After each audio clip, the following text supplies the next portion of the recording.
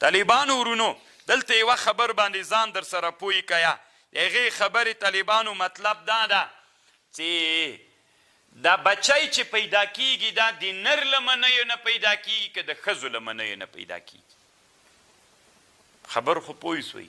د نن عصر ټول اطبا تقریبا په دې اتفاق لري چې دا د نر له منیو نه پیدا کیږي خبر پوه شوله یا طب ځکه ډېر ضرور د طالبانو کله کله بعضې علما کله داسې خبره وکړي که نه چې بیا نور علماو ته پیغور پاتې سي د ښځې له منیو نه طالبانو بچی نه پیدا کیږي دلته صرف علامه عیني یو قول ذکر کړی هغه هم عیني تقریبا د قیل په لفظ ذکر کړی ده هغه هم طالبانو رد کړی ده ای مطلب دا د طالبانو بعضې علما وی لکه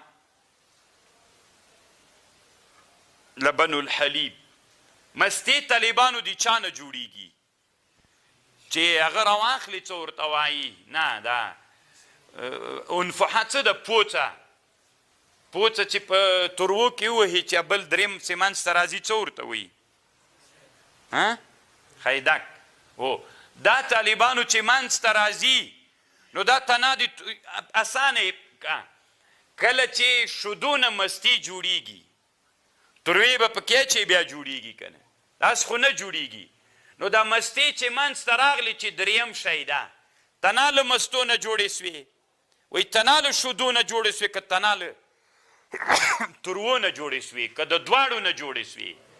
دلته طالبانو بعضې علما وی دا بچی چې پیدا کیږي د مور په رحم کې دا د ښځې مني او د سړي مني دواړو نه جوړیږي چې دې ته مونږ وایي عقد و انعقاد ورته وایو لکه اوس شدو کې انعقاد ماده موجوده ده کلکوالی قبلوي تروې کلکوالی ورکوي نو د ښځې او د نر په منیو کې هم داسې ده خو صحیح دا د طالبانو نن عصر کې چې علماو کم علمي تحقیقونه کړي دي بچی چې پیدا کیږي طالبانو د نر له منیو نه پیدا کیږي حتی نن عصر کې طبي علما په دې باندې بحث کوي چې د یو چا مني راواخلي طالبانو په هغې کې چې کوم تخمونه دي چې اکس وای دوی ورته وایي یو اکس ده یو وای ده یو نر ده یو ښځه ده هغه درته معلوموي په لابراتوار میکروسکوپ کې معلوموي بیا علما په دې بحث کوي چې مثلا دوی د ماشین او د پرمختللو آلاتو په واسطه دي تا د منیو نه که غواړې نر زوی غواړي که ښځه زوی غواړي دي تا مني در نه راخلي په ماشین کې په پیچکاري او څه شي باندې یعنې په داسې پرمختللو آلاتو باندې راخلي تا د ښځې رحم ته تلقیح کوي که غواړي بچ نر که غواړي زوی داسې کوي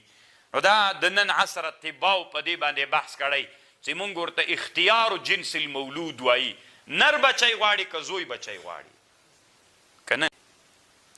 علما پې باندې تحقیقونه کوي نر غواړي که نجلۍ غواړي په دې باندې بحثونه کوي علما نو بالکل طالبانو دا نن معاصره فقه کې جایزه ده او خبره طالبانو ورونو دا ده چې د ښځې له منیه نه پیدا کیږي